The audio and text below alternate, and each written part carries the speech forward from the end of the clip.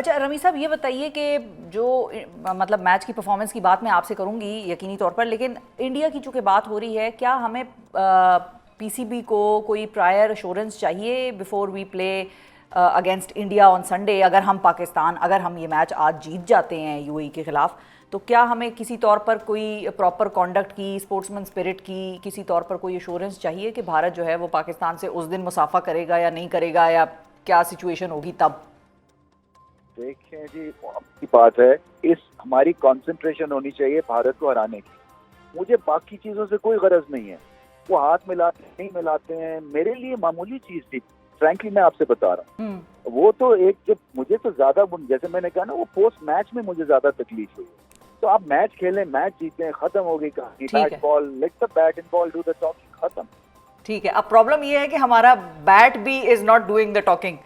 वो 147 का हदफ दिया है यूएई को, India is the next one. अगर हम आज जीत जाते हैं, ये परफॉर्मेंस कहाँ जा रही है रमी साहब आपके मुताबिक? ये बहुत खराब परफॉर्मेंस है जी, मैं आपको फ्रैंकली बताऊं। और अगर आप मुझसे भी पूछे ना कि इस वक्त क्या होना चाहिए, मुझे कुछ आइडिया नहीं है सीरियसली।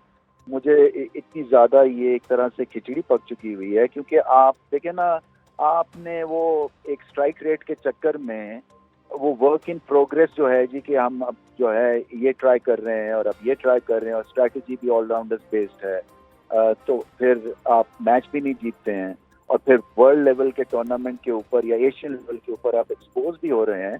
तो ये क्रिकेट के लिए चीज ठीक नहीं है। सो इसमें जो मुझे ऐसा लगता है कि आपको दोबारा से सोचना पड़ेगा कि आपको करना क्या है, आपको आगे कैसे बढ़ना है। और अगर आपने इसी तरह से चलना है तो फिर आप अनाउंस कर दें कि हम अभी वर्क इन प्रोग्रेस है, please bear this with us, हमें थोड़ी सी आप मोहलत दें, and we will produce a fantastic team for you.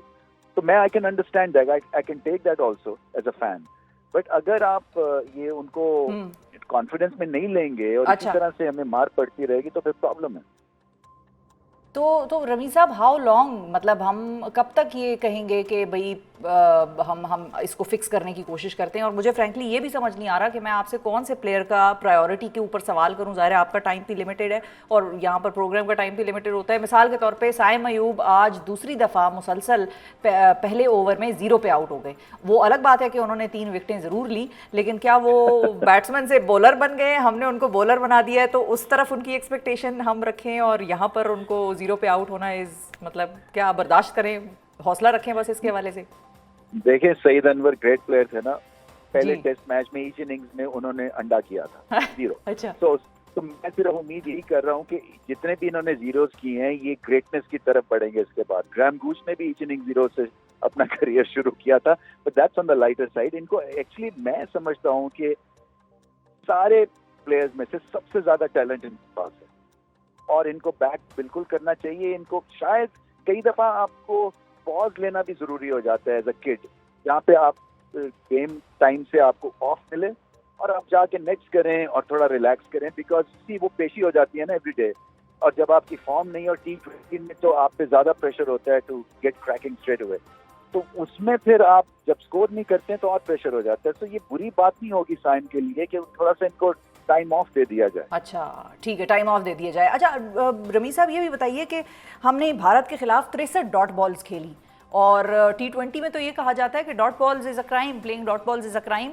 तो ये हमें आज भी ऐसा ही हुआ पाकिस्तान के मतलब जब हम ये खेल रहे थे मैच, तो ये आपको कुछ समझ में आई बात?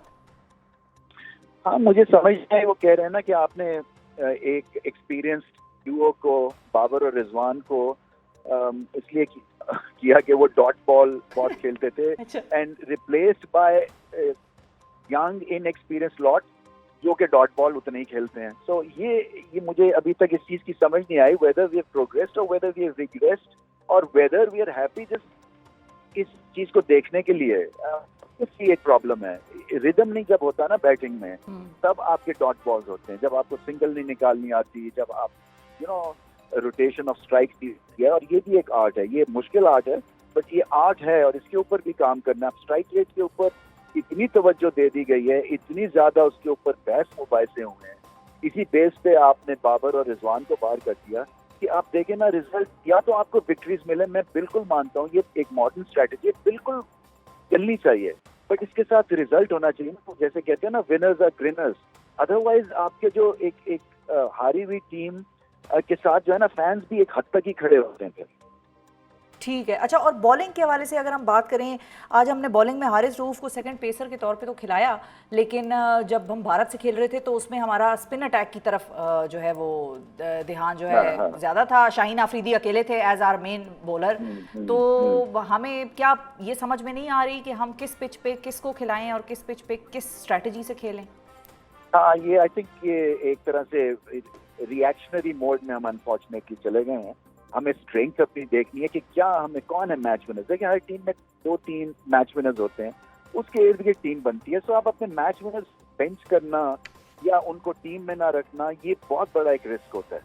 तो आप सारी कश्तियां जला के चले गए हैं, बट उसके बाद रिजल्ट जरूर आने चाहिए। तो मेरे ख्याल से ये जो लूजिंग सैंपल साइज है ना, ये बढ़ गया है और इसके ऊपर कुछ ना कुछ ड्रास्टिक आपको डिसीजन मेकिंग की जरूरत है।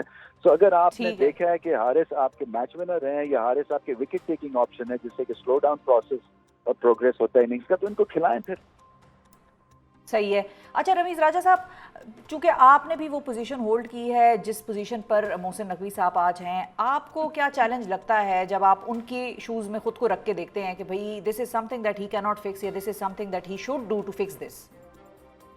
मुझे ऐसा लगता है कि देखें ना, क्योंकि तो जिम्मेदारी आती है, जो ओहदा चेयरमैन के पास है, चाहे वो आप थे या वो थे, तो वो लोग उनको मतलब they are held accountable by people, चाहे उनका। नहीं, बिल्कुल सही बात है। एंड तो देखिए मेरे पे भी बहुत प्रेशर था। मेरे पे तो जब वर्ल्ड कप हो रहा था, पता नहीं आप उस वक्त ब्रॉडकास्टिंग या जी बिल्कुल यानी तो क्या था, हम जिम्बाब्वे से जब हारे तो पूरे चैनल्स ने ये लगा दिया कि ये रिजाइन करें जी, ये उसके बाद हम फाइनल खेल गए।